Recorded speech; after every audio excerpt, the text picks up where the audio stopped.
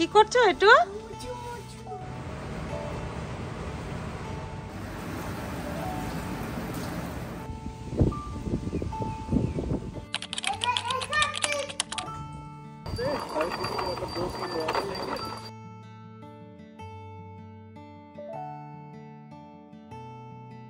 High everyone, welcome back to my channel. আশা করব তোমরা সবাই খুব ভালো আছো। আরও একটা নতুন ব্লগে তোমাদের অনেক অনেক স্বাগত জানাই।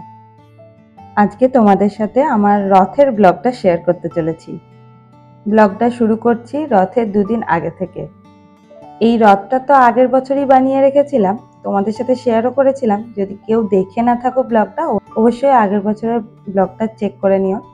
তো আমরা রথটা দুদিন আগে বার করে একটু পরিষ্কার পরিচ্ছন্ন করে নিয়েছিলাম, যদিও আমি করিনি, ডোডো আর ডোডোর বাবা মিলে পরিষ্কার পরিচ্ছন্ন করে নিয়েছিল। আগের বছর রথটা বানিয়ে থাকলেও পুরো রথটাকে কমপ্লিট করতে পারিনি আগের বছর। রথটার 3টে তলা বানিয়েছিলাম, মানে 3টে ফ্লোর বানিয়েছিলাম।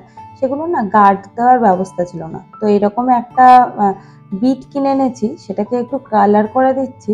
একটু শুকিয়ে টুকিয়ে গেলে সুব্রতকে বলেছি ওটা দিয়ে একটু সুন্দর করে গার্ড দিয়ে দিতে, যাতে ঠাকুররা এদিক ওদিক পড়ে না যায়। আর আগের বছর রথের একটা ছোট চাকা লাগিয়েছিলাম, সেই চাকাটা যখন রথ চালাচ্ছিলাম তখনই বুঝতে পেরেছিলাম ঠিক হয়নি। তো ঠিকই করেছিলাম, পরের বছর একটু বড় চাকা লাগাবো। তো সেই জন্যই সেরকম একটা বড় চাকা কিনে আনা হয়েছে, এখন সেটাকেও ফিক্স করে দিচ্ছি। মোটামুটি বলতে পারো এবছর রথটা কমপ্লিট হয়েছে। আজ হলো রথের আগের দিন। এইসব চাকা টাকা লাগিয়ে রাত্রিবেলা ঠিক করেছি একটু রথটা ডেকোরেশন করে নেবো। খুব কম করে ডেকোরেশন করব, কারণ হাতে অত টাইম নেই। ডোডো এখন মাঝে মধ্যেই বলে আমাদের পেছনে যে লেকটা আছে ওটার মধ্যে গিয়ে পাথর ছুঁড়বে, কি যে আনন্দ পাই কে জানে। তাই শুভব্রতকে বললাম ওকে নিয়ে একটু ওখানটায় যেতে। শুভব্রতও সেই ফাঁকে নিজের ছোটবেলার আনন্দগুলো উপভোগ করছে ওর সাথে পাথর ছুঁড়ে ছুঁড়ে। আজকে ওয়েদারটাও খুব সুন্দর জানো, মনে হয় কালকে একটু বৃষ্টি হতে পারে। আজ হলো রথের দিন সকালবেলা ডোডোকে ডেকে আরে দিয়ে আমি চলে এসেছি একটু বাজার করতে। ওই টুকটাক বাজার করব, মানে দুধ, একটু কলা আর ফুল কিনতে হবে ঠাকুরের জন্য, সেই সবগুলোই নিতে এসেছি। বাড়িতে গিয়ে আজকে অনেক কাজ আছে, একটু রান্না বান্না করব। আসলে রথের দিনটা না একা একা কাটাতে খুব একটা ভালো লাগে না, তাই কিছু বন্ধুকে ডেকেছি, একসাথে রথও টানবো আর রাতে ডিনারটাও সারবো। বেশি কিছু বানানোর প্ল্যান নেই, লুচি আর একটু আলুর দম বানাবো, আর সঙ্গে বানাবো মালপোয়া। তাছাড়া একটু কালো জাম বানিয়ে রেখেছি। আর যারা আসবে তারাও বলেছে ছোলার ডাল নিয়ে আসবে একজন, একজন নিয়ে আসবে চানা মশলা। রথের দিন বলে কথা, তাই সবই হবে নিরামিষ রান্না বান্না। আর সঙ্গে সুব্রত একটু জিলিপিও এনেছে। রথের দিন মানেই জিলিপি আর পাঁপড় ভাজা। তবে জানো, সবাই এই পাঁপড় ভাজাটা রথের দিনের স্পেশাল বলে মনে করলেও আমি কিন্তু ছোটবেলায় রথের দিন কোনোদিনই পাঁপড় ভাজা খাইনি, তবে জিলিপি অবশ্যই আসতো। রথের দিনটা আর একটা কারণেও আমাদের বাড়িতে খুবই স্পেশাল, সেটা হচ্ছে আমার দাদুর জন্মদিন এই রথের দিন।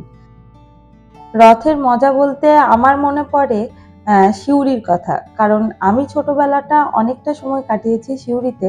আর সিউড়িতে রথে বেশ বড় একটা মেলা বসতো জানো। রাধাবল্লভ মন্দির আছে সিউড়িতে, সেটা কিন্তু বেশ একটা নামকরা মন্দির সিউড়ির। আর সেখানে ছিল সব থেকে বড় রথ। দাদুও ছিল সেখানকার মেম্বার, তাই দাদু রথের দিন এই রথের সামনে সামনে যেত। আর কি আনন্দ করে ওই ছোটবেলাটা কাটিয়েছি। যদিও আমি যে সময়ের কথা বলছি সেটা অনেকটা ছোটবেলার কথা বলছি। পরবর্তীকালে আমরা যখন শান্তিনিকেতনে বাড়ি করি, বাবা কাজের সূত্রে আসে, তারপরে বাকি সময়টা আমরা শান্তিনিকেতনেই কাটিয়েছি। তবে সিউড়ির ওই রথের মেলা আর রথ টানার কথা আমার আজও মনে পড়ে, কারণ শান্তিনিকেতনে আমরা খুব বিশেষ রথ টানার সুযোগ পাইনি, বা রথের দিনটা খুব স্পেশালভাবে কাটানোর সুযোগ পাইনি। বাড়ি এসেই চটপট আমি রান্না বসিয়ে দিয়েছি। একদিকে আলুটা সেদ্ধ করতে দিয়ে দিয়েছি, আর আরেকদিকে আমি আলুর দমের মশলাটা করে নিচ্ছি। সকালবেলাতেই পুজো, চান আর ঘরটা পরিষ্কার করা আমার হয়ে গেছে, তাই ওদিকটাই আমাকে এখন আপাতত আর নজর দিতে হবে না। রান্নাঘরের কাজটা সেরে নেবো খুব তাড়াতাড়ি, যতক্ষণ ডোডো ডেকেয়ারে থাকছে ততক্ষণ। আজ যেহেতু নিরামিষ আলুর দম করছি, তাই তেলে একটু গোটা গরম মশলা থেতো করে দিয়ে দিয়েছিলাম, আর টমেটোটা পেস্ট করে নিয়েছিলাম। টমেটো আর আদা পেস্ট দিয়ে প্রথমে কষিয়ে নিয়েছি। আরেকটা জিনিস আমি স্পেশাল দিয়েছি এই আলুর দমে, সেটা হচ্ছে একটু ক্যাপসিকাম আর কাজু বাদামটাকে আমি পেস্ট করে নিয়েছিলাম, দিয়ে সেটা দিয়ে ভালো করে কষিয়ে নিয়েছিলাম।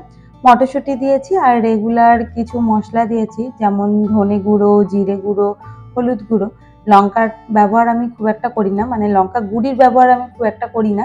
উপর থেকে কাঁচা লঙ্কা দিয়ে দেবো। তো এগুলো মশলাটা কষানো হয়ে গেলে একটু দই দিয়ে আবার কষিয়ে নিয়েছিলাম। তারপরে একটু গরম জল দিয়ে কিছুক্ষণ ফুটতে দিয়ে আলুগুলো দিয়ে দিয়েছিলাম।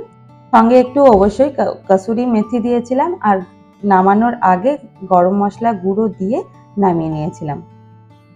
ওদিকে আলুর দম রান্না তো আমার হয়ে গেছে।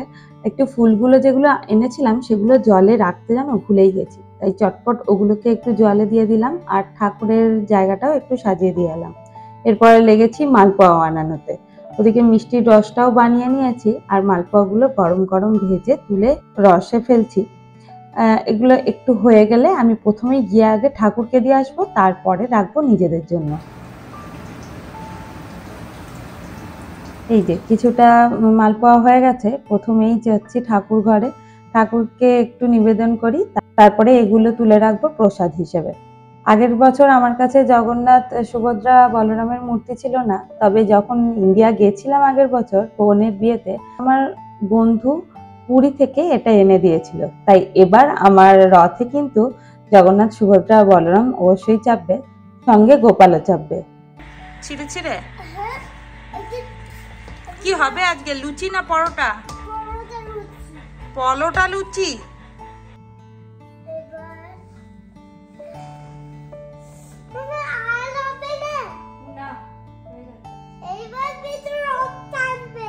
দাঁড়াও, ওদেরকে সেট হতে দাও। ঠিক করব, আমি ঠিক করব। আচ্ছা ঠিক আছে, খুলে যাচ্ছে। এ মা, ডোডোকে নিয়ে কাজ করতে গেলে আমাকে যে কতবার একটা জিনিসই বারবার করতে হয় তার কোনো ঠিকানা নেই। যাই হোক, সবাই চলে এসছে আর আমরাও বেরিয়ে পড়েছি রথ টানার জন্য।